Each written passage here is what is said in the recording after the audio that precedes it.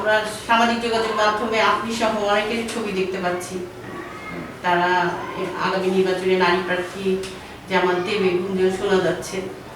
তো এইটা সত্যতা কতটুকু, বা সামাজিক যোগাযোগ মাধ্যমে যাদের নাম আসছে সে ব্যাপারে একটু বলবেন, জামাত নারী প্রার্থী দেবে কিনা, আর যদি দেয় তাহলে মহিলা বিভাগের পক্ষ থেকে আপনাদের কতজন নারী প্রস্তুত আছে যে নির্বাচনে প্রতিদ্বন্দ্বিতা করার? বর্তমানে আমাদের মহিলা বিভাগে লোকন আছে ৫১,০০০-এর বেশি। আর আমরা নারী প্রার্থী দেওয়ার মতো যোগ্যতা সম্পন্ন ৩০০ আসনে আমাদের নারী প্রার্থী দেওয়া যাবে ইনশাআল্লাহ।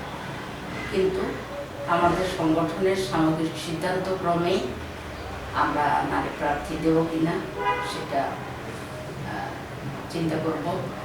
আর বিগত সুরায় ২-৩ দিন আগে আমাদের সুরার অধিবেশন হয়েছে, সুরার অধিবেশনে এই বিষয়টা আলোচনা হয়েছে। আমাদের জামাতকে এই দায়িত্বটা দেওয়া হয়েছে, আমাদের জামাত যে মহিলা প্রার্থী দিবেন কিনা, কতজন দিবেন, কোথায় মানে কোন কোন আসনে দিবেন, এগুলো সব আমাদের জামাতের উপরে দায়িত্ব দেওয়া হয়েছে। আমাদের সংগঠনের সিদ্ধান্ত হলে আমরা পিছপা হব না।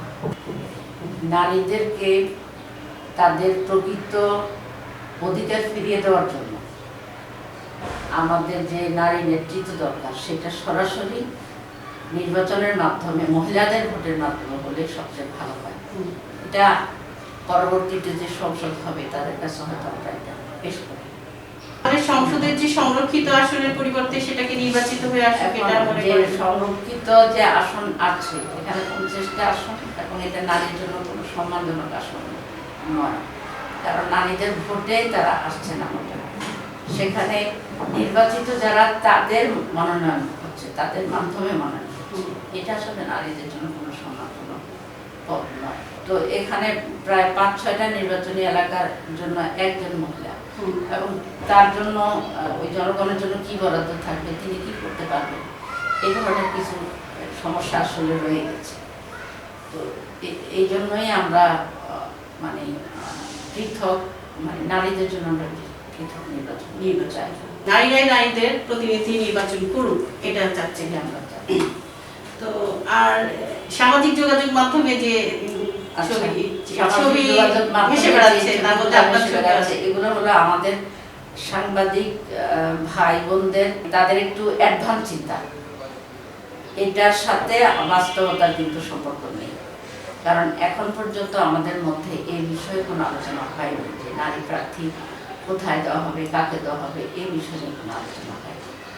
এটা আমাদের সাংবাদিক ভাই বোনদেরই। আপনাদের সাথে কি তারা কথা বলে এই নিউজগুলো করেছে? তারা কোনো কথা আমাদের সাথে বলে নেই। বাতাসে বেশি বেড়াচ্ছে, এবং ওটা সম্ভবত বাতাসে বেশি বেড়াচ্ছে, সেটাই হয়তো আমাদের সাংবাদিক ভাই বোনেরা ক্যাচ করে ইউটিউবে দিয়ে দিচ্ছেন,